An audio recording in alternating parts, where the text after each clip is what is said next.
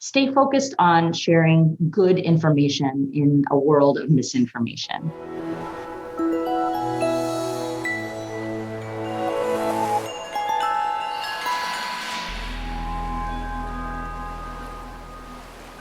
Welcome back to the Faculty Factory podcast. I'm Kim Skorupski. On today's Triple H, the habits and hacks from Hopkins, I'm so pleased to bring to you Dr. Sapna Kudchadkar. Sapna, welcome to the podcast. Oh, thanks so much, Kim. This is so exciting. I'm really glad to be here chatting with you. Well, I know you have a really super exciting talk, but I want you to start with telling everybody here on the podcast land who you are and what you do here at Hopkins.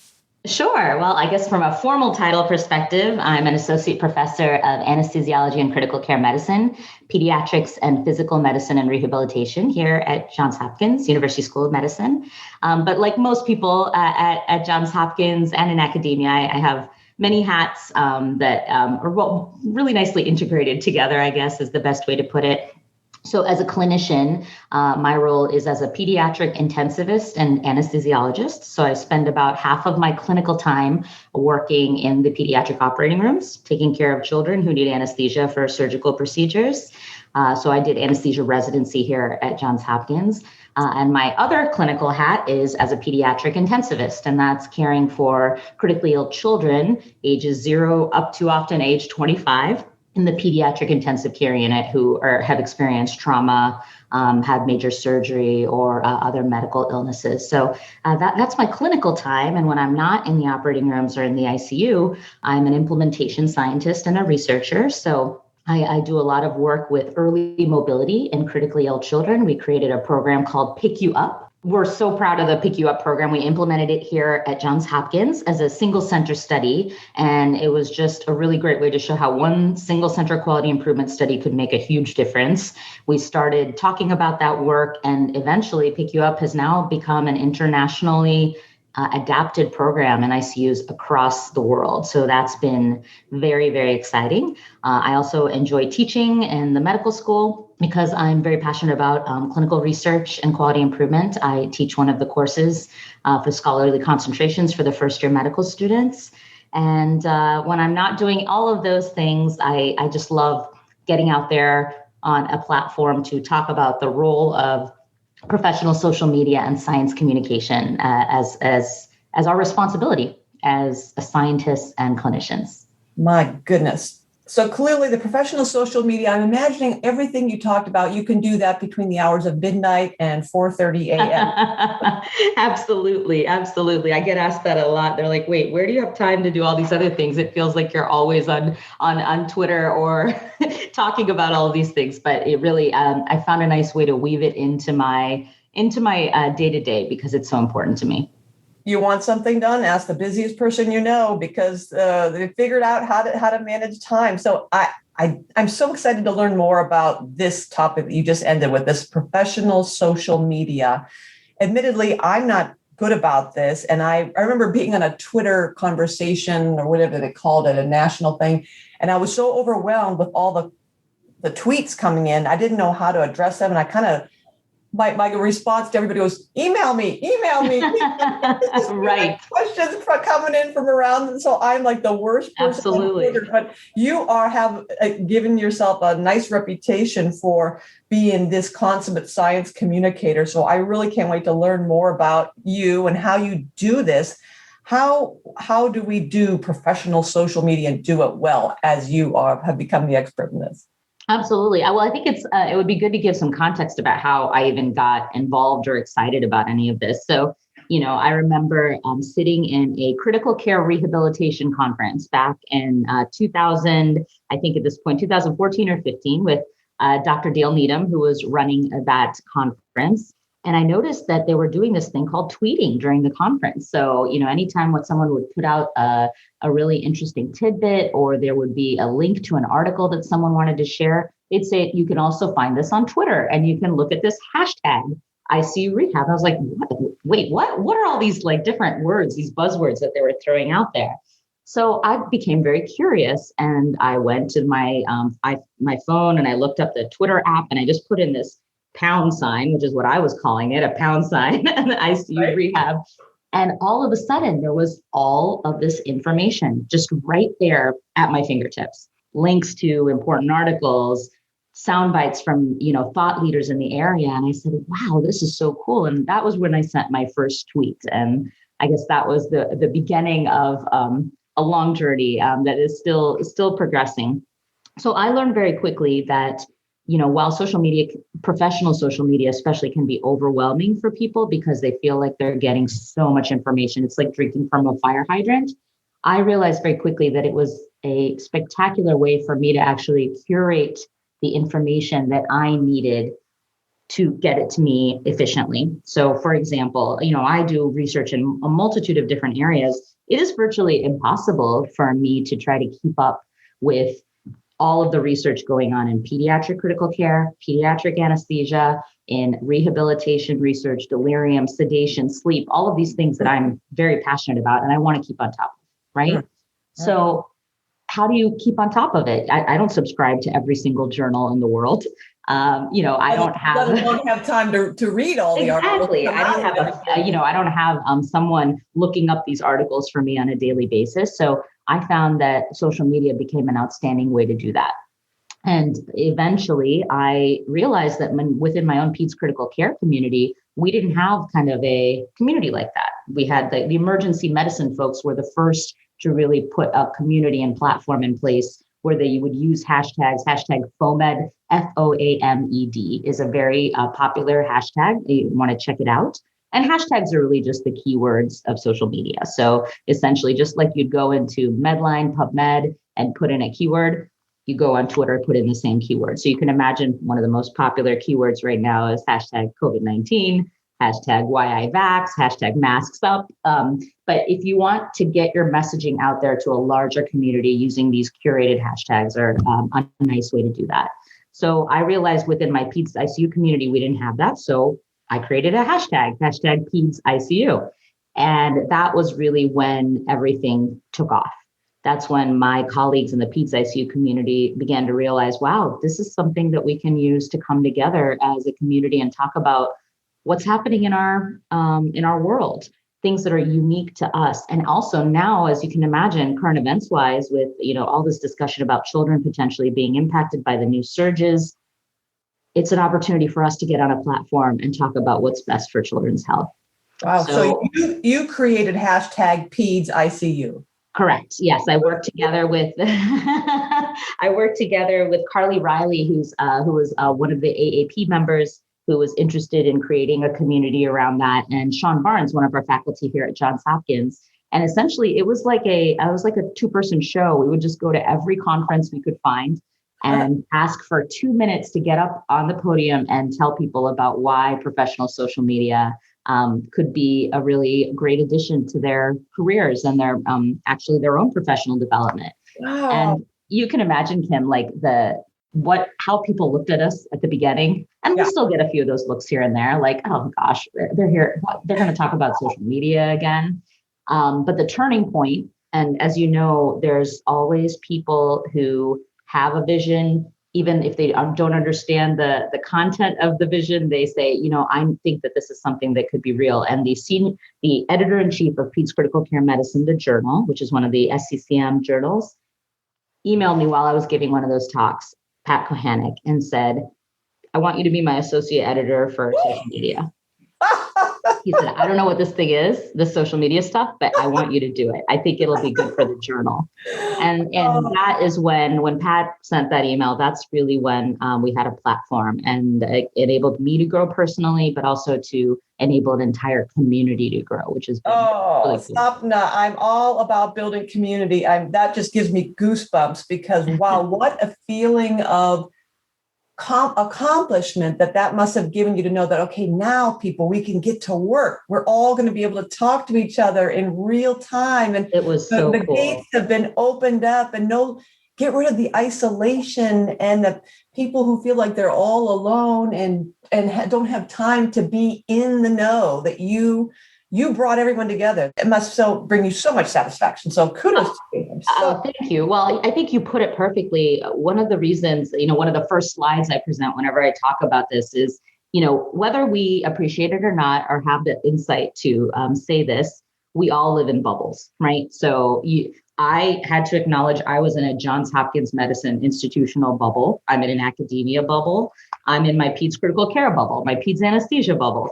And so it's really hard to get any information into those bubbles if you're not actively trying, actively working on it.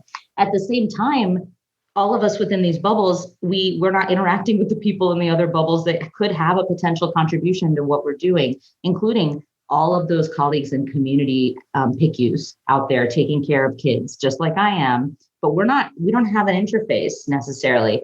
What this has done is created an immediate interface for all of us to really feel like we're not alone in this. So right now, we're all talking actively about what we're dealing with in PICUs across the world, right? What is Australia seeing? And as we know, everything moved, right? From Australia through to Europe to us. We're learning about it instantaneously. So we can prepare. Let me just pause you here for a moment, because this makes so much sense. And it's so, everybody from how many, I guess, decades ago started getting on Facebook and social media. Everybody kind of knows about this stuff. And yet there's still a little bit of reticence maybe it's a generational thing among some people to understand how this works and how best to access this without still having the fire hose metaphor of even going on YouTube. When my friends put me on a couple of YouTube channels, that leads you down the rabbit hole. And I'll be like, of course, what have I been doing for 40 minutes? How am I watching cute puppy dogs? I mean, it's adorable, but how did this happen? Dogs for like 8 minutes. Transfixed like I'm watching a lava lamp, just sitting there. And you hope it's cute puppy dogs you end up on, right? You don't know where you're going to go. Exactly. So how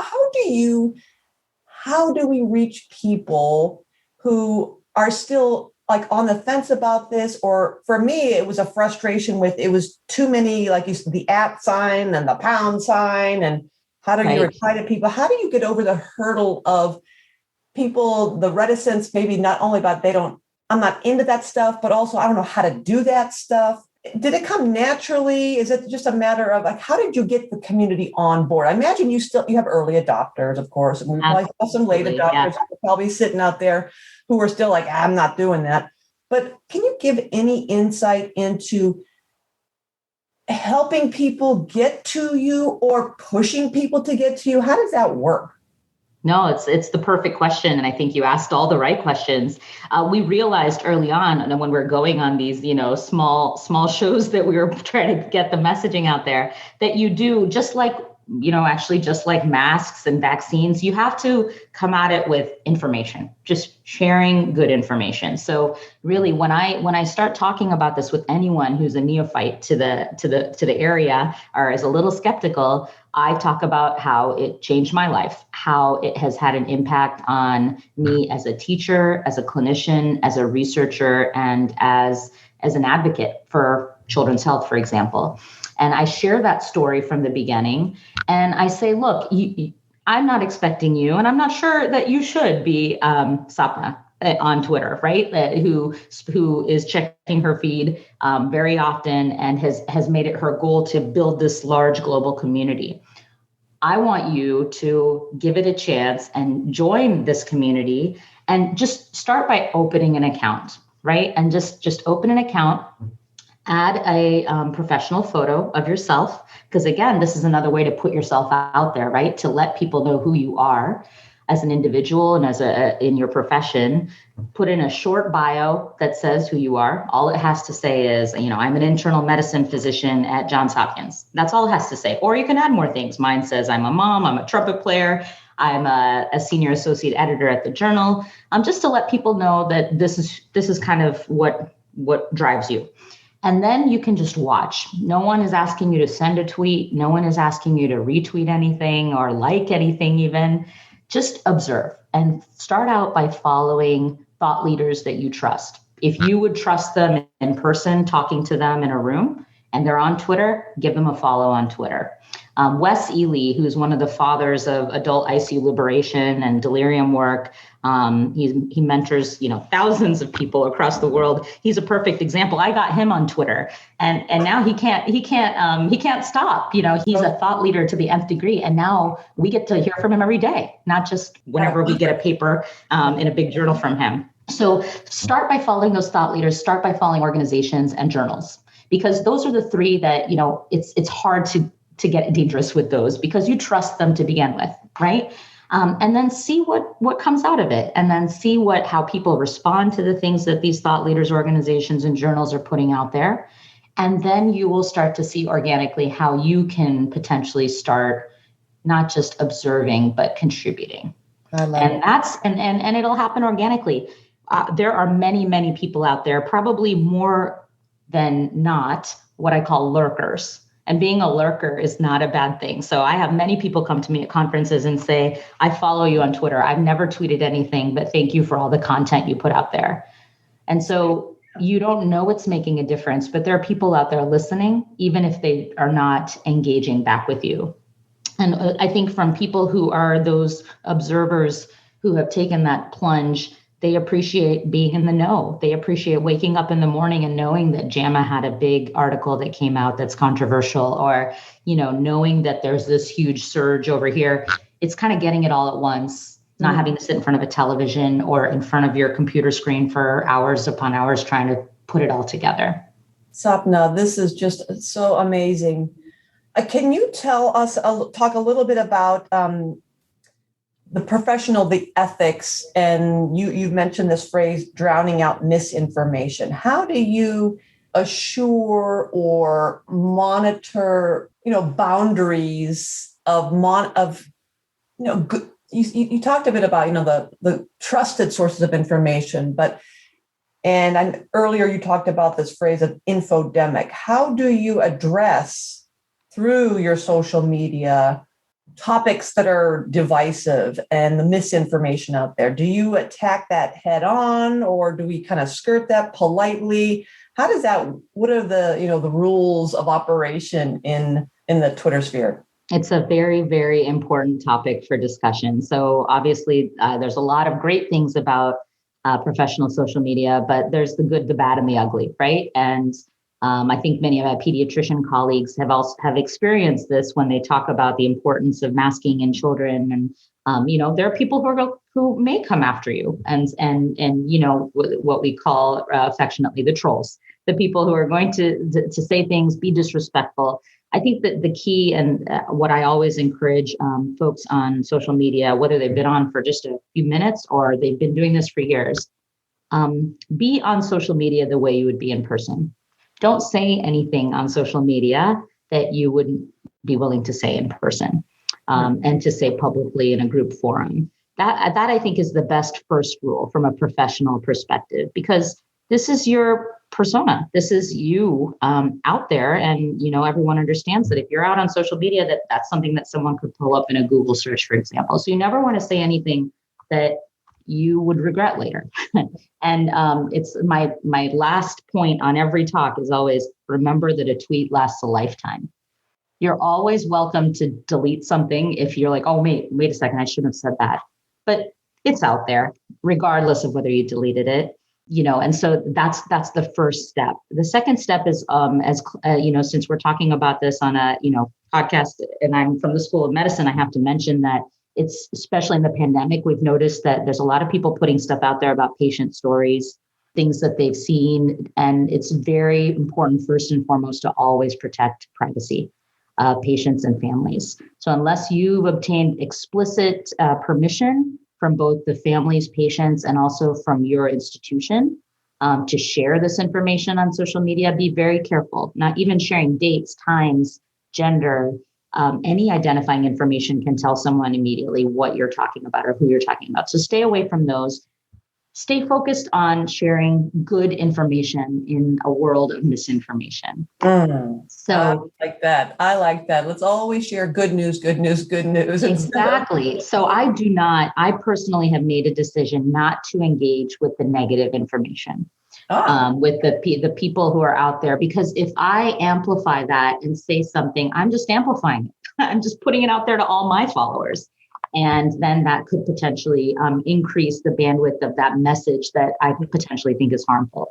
So instead, I think as scientists, as clinicians, as advocates for health, we need to be out there putting out good information, sharing what we think is best, not being divisive, but just saying, this is my perspective and I want to put it out there, and celebrating when people put out messages that are good as well. So I amplify as much as possible when someone is sharing something that I think will benefit the people that I'm most passionate about protecting. And in my case, children for sure. So this morning, our school district that I live in, they announced that they are doing universal masking, but also that requiring vaccines for all staff and or testing regularly. And I shared that. That was something I wanted to amplify because that's good information. That's advocating for children. So that's just one example. Some people ask how much you should mix your personal and professional social media. I encourage folks to create a professional social media account. Often Twitter is the best forum for that. A lot of people use Facebook and Instagram kind of for personal family photos, for I went on vacation to Cape Cod last week, blah, blah, blah. And then professional social media can focus kind of on your day-to-day professional life, career, science, whatever it is that you want to talk about with your colleagues. Yeah. Do I put an occasional picture of my family on Twitter, on my professional social media account? Yes, because my role as a mother in medicine is also something that my followers really enjoy hearing about. And my experiences, the ups and downs of motherhood in medicine is another thing that I share in addition to all of the science and other information. That's right. That's right. Good for you. And we can't separate those. I think, especially during the pandemic, we've all learned that those lines of work, family life, work balance, and air quotes, or integration has always been commingled, but boy, it's even more enmeshed during our times of quarantining and staying home. So I think it's even more critical that we all have wrapped our heads around the fact that we have different roles. And so there's no sense in trying to be robot-like and have boxes around different components. We have so many things going on in and out of our heads and our lives during the day. It's almost obnoxious to not acknowledge the fact that, yeah, I'm writing this great paper, writing this grant application, and I have a toddler and a young kid in school that I'm homeschooling, and I have a partner, and I have, someone working on the house, and you have all these kind of stressors. It's real, right? It's real. I mean, I just posted a few weeks ago that I had 4 failed K-23 applications, and I finally got my first R01. And so, but I wanted people to know that this is real. This is what we go through. Like, I could have just shared out there, like, hey, I got my R01. This is so exciting. But I wanted people to know how much went into it and how much failure went into it along the way. It's stories like that. It's stories like when I had COVID and I isolated myself, as I mentioned back in March 2020. Those are the things that people want to hear about because it's potentially their shared lived experience. Right. I love that authenticity I've often talked about it, creating some kind of a seminar session where people would share the anti-CV. Exactly. And that is we always compare our insides to people's outsides and say, oh, I'll never be like Sapna. I'll never have an R01. Well, what Sapna's CV does not show you is how many failed K-20. There's no section in our CVs that said, applied for an unfunded or unscored triage. And there's a reason for that, right? There's a reason we don't keep a CV of rejections because that CV would be impossible to keep up with. Right. It would be so much longer than the other CV that I submit for promotions.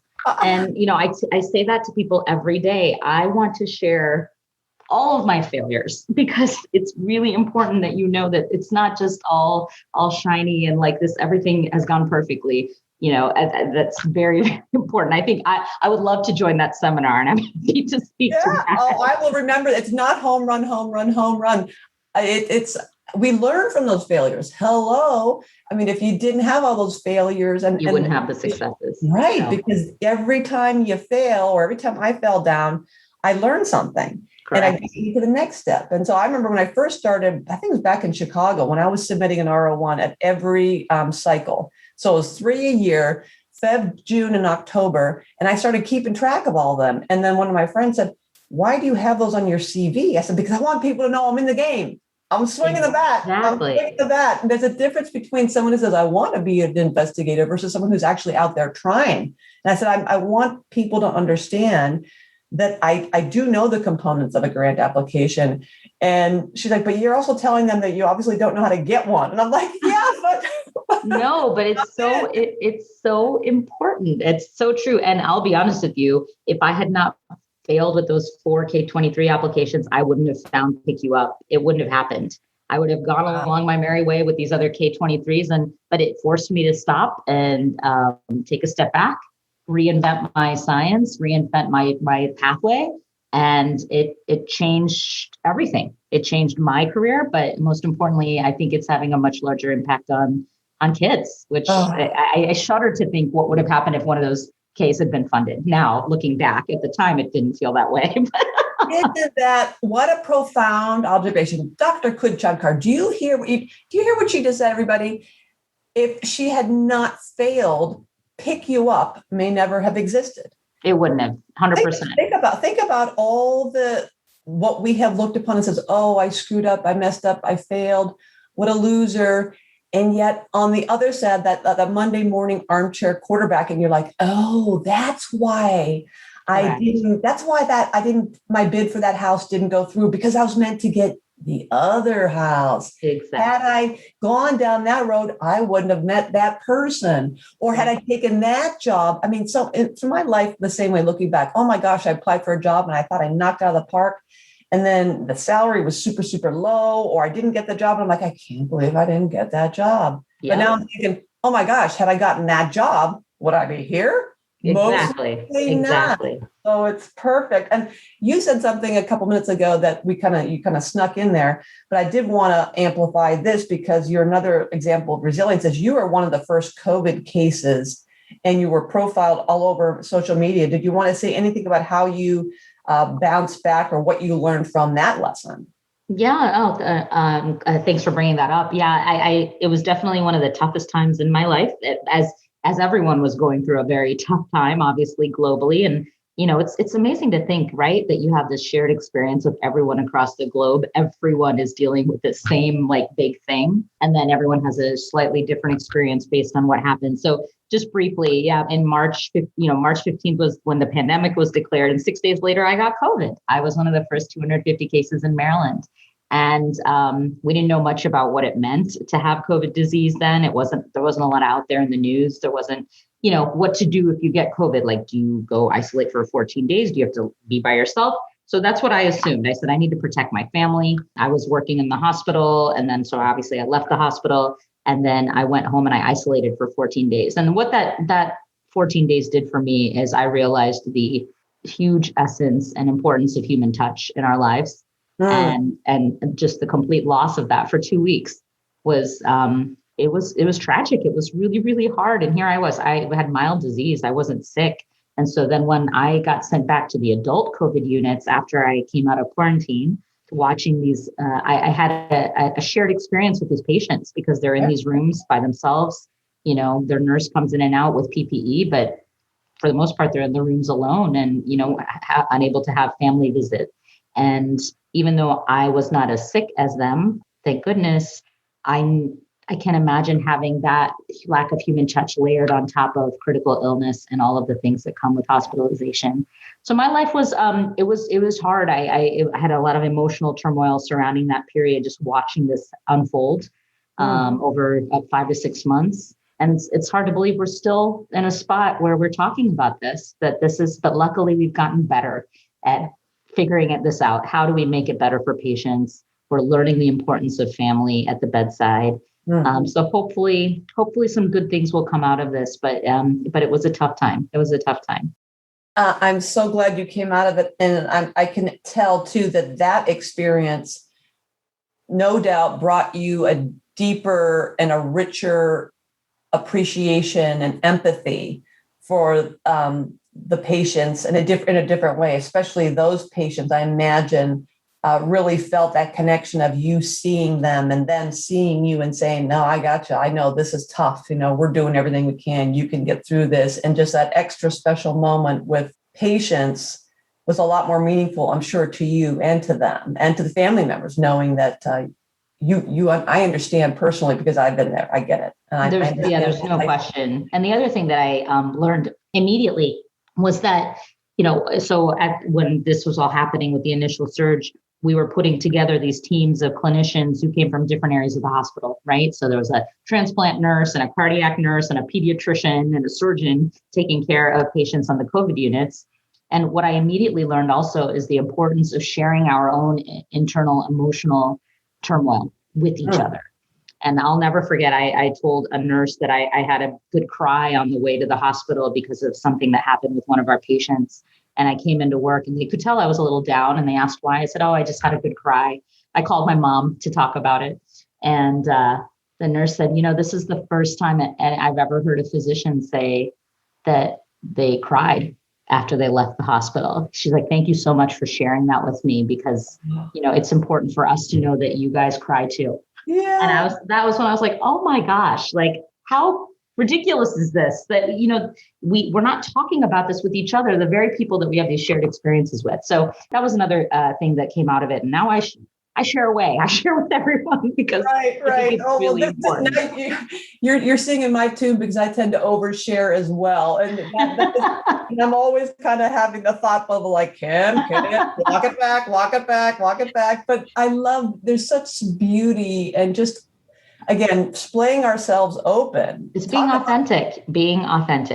Right. We're all in this together. I'm a human being. We're all actually just walking each other home. We're all just in life together, and sometimes we're walking along next to somebody for a moment in time, and this is it. And why spend that time together having these borders and these boundaries and this toughness about us that keeps us separate from each other, when there's so many ways that we can just be the vulnerability and be real.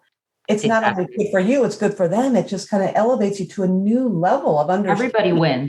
Everybody wins. Yeah. And I also get a little emotional support along the way too, right? We each help each other. So, and I think people have gotten better about that in the last 18 months. We've learned a lot about the importance of putting it out there, sharing with each other how hard this is. And obviously in healthcare, it's been a huge challenge this last several months. Wow, Sapna, you are amazing. I'm so proud of you. Congratulations on your R01. You've made a tremendous impact, not only here at Hopkins, but in the community.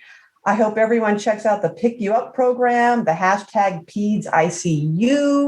This has been a wonderful conversation. So I've really enjoyed it. So you've been listening to and learning a lot from Dr. Sapna Kudchadkar. This is Kim Skorupski and the Faculty Factory podcast. Sapna, I'll leave the final word to you. Oh, thanks so much, Kim, for having me. This has been such a fun time chatting with you about a host of different topics, really. I just want to say to everyone listening out there that what you're doing is amazing. And it's so important that you share it with the world.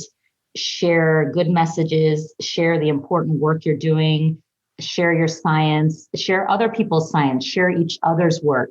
That is how we grow as a community. And don't hesitate to be authentic. It's okay to share of yourself, because it will only help you to build professional networks. As people realize that, we're all just one of each other. We just all have different skills and talents, and we need to share that with the world. And please do follow me at Sapna KMD if you want to kind of lurk for a bit and watch how one person does it. Follow those thought leaders, organizations, folks that you trust and respect. And I promise that you will find that putting yourself out there will be a positive experience. And thanks again, Kim, for an awesome conversation. Sapna, say one more time how they can follow you. Twitter handle is at SAPNA KMD, Sapna KMD. That's wonderful, folks. I hope you've enjoyed this as much as I have. Thanks, Sapna. Thanks, Kim. Talk to you soon. Thanks for tuning in to Faculty Factory Podcast. The mission of the Faculty Factory is to build and support a community of leaders in faculty development who share tools, resources, wisdom, and encouragement in service to our faculty members, schools, and institutions. We encourage you to go to facultyfactory.org to find out more. Get in touch with me, ask me any questions. Maybe you want to be interviewed on the podcast. Thanks for tuning in to Faculty Factory Podcast. We'll see you next time. The Faculty Factory podcast and website is sponsored by the Johns Hopkins University School of Medicine Office of Faculty. For more information, visit facultyfactory.org.